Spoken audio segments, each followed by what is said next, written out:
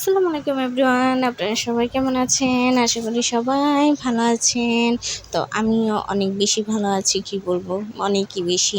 আমার তো জীবনে কোনো দুঃখ কষ্ট নাই, আমি তো এখন অনেক বেশি সুখী মানুষ, কি বলবো আর। দেখ, কিছু নাই বলি। তো আমি আজকে সকালবেলা উঠে খাওয়া দাওয়া করেছিলাম বউয়া, যেটা আমাদের বিক্রমপুরের ভাষায় বলা হয় বউয়া। ভুনা খিচুড়ি হোক, ভাতের চাইলের আর কি। সাথে ছিল খাসির কলিজি ফ্যাপসা, আলু দিয়ে রান্না করছিল আম্মু। তো যেহেতু খাসির কলিজি ফ্যাপসার তরকারি ছিল, তাই আম্মু কী করছে, আজকে নাস্তা না তৈরি করে এই বউয়া বা ভুনা খিচুড়ি যাই হোক সেটা বানিয়ে ফেলেছে। আর আমিও সকাল সকাল বাবা এতগুলো খাওয়া দাওয়া নেওয়ার আগে, প্লেটে নেওয়ার আগে ভাবি নাই যে অনেক বেশি নিয়ে নিছি। নেওয়ার পরে মনে হয়েছে না, অনেক বেশি নিয়ে নিছি, এত আসলে খাওয়া ঠিক হয় না। তো আর কি, তো আমি খাওয়া দাওয়া শুরু করে দিলাম মজা করে খাওয়াতে। চেষ্টা করতেছি, অনেক কষ্ট হয়েছিল শেষের দিকে শেষ করার জন্য। তো যাই হোক, আর সাথে ছিল বোম্বাই মরিচের ঝাল, এই বোট মরিচ বা বোম্বাই মরিচ যাই হোক, এই যে একটা মজার, মানে এটা আসলেই খাওয়া দাওয়ার ফ্লেভারটাই অন্যরকম করে তোলে। ওয়াও, আমার কাছে তো অনেক বেশি ভালো লাগছে। তবে কি, সকাল সকাল এত হেভি খাওয়া দাওয়া করে তো আমার তো জান যায় অবস্থা। এত হেভি খাওয়া দাওয়া সকালবেলা আসলে করতে নেই, সকালবেলা আসলে লাইট খাবার খেতে হয়। তো আমি এই যে সকালবেলা এটা খেয়ে তো একটু অসুস্থ, খারাপ লাগছে। তো তারপরে অত একটা খারাপ লাগেনি। তো খাওয়া দাওয়া করে শেষ করে আমার তো আর কোনো কাজ নেই, বিদ্যালয়ে চলে গিয়েছিলাম। বিদ্যালয়ে গিয়ে বাচ্চাদের পড়াশোনা করালাম আর কি।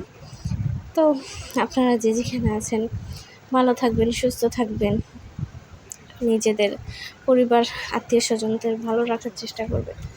আসলে কি, সবার ভাগ্য তো আর এক হয় না, সবার কপালে আল্লাহ সুখ লেখে না, সবার আবার দুঃখও দেখে না। কি বলবো, সবই আসলে আল্লাহ পাকের নিজস্ব ইচ্ছা, আমাদের তো আর এটার উপরে কোনো হাত নেই।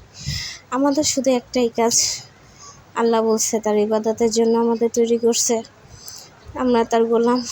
তো যে যেখানে থাকবো চেষ্টা করবো ইবাদত করার, দিনে অন্তত 5 বার 5 ওয়াক্ত যেহেতু নামাজ ফরজ হয়েছে, সে 5 বার নামাজ পড়তে পারি বা না পারি, আল্লাহকে স্মরণ করা, আল্লাহকে মনে রাখা যে আল্লাহ নামক একজন আছে যাদের আমরা গোলাম। মৃত্যুকে ভয় করা, মৃত্যুর দিনের কথা চিন্তা করা যে মৃত্যুবরণ করার সময় আমার সাথে কী এমন যাবে, কবরের আযাবের কথা চিন্তা করা, যেটা আমি করি আর কি। যে আসলে আমার আসলে বলার কিছু নাই। তো আল্লাহ পাক জীবনটা অনেক কষ্টের করে ফেলছে, এত কষ্ট দিতেছে যে আমার সহন ক্ষমতার বাহিরে। তাও আমি তাকে ডাকা ছাড়ি না, তাকে একবার কেন সর্বক্ষণ স্মরণ করি, সুখের জন্য না হলেও দুঃখ দেওয়ার জন্য তাকে স্মরণ করি, প্রশ্ন করার জন্য হলেও তাকে স্মরণ করি যে কেন আল্লাহ তুমি এমন করছো। আবার শুকরিয়া আদার জন্য স্মরণ করি যে আল্লাহ আমার রিজিকের কোথাও অভাব রাখি নাই। এদিক দিয়ে আমি অনেক শুকরিয়া আদা করি।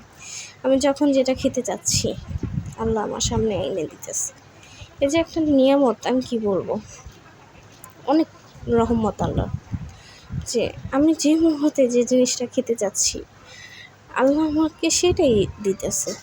আসলে এটাই মনে হয় আল্লাহর মানে দামি জিনিসের মধ্যে এই একটা জিনিস দিয়ে আমি অনেক শুকরিয়া আদা করি। আসলে কেন নাফরমানি করবো, নাফরমানি আসে না। আল্লাহ হাফেজ।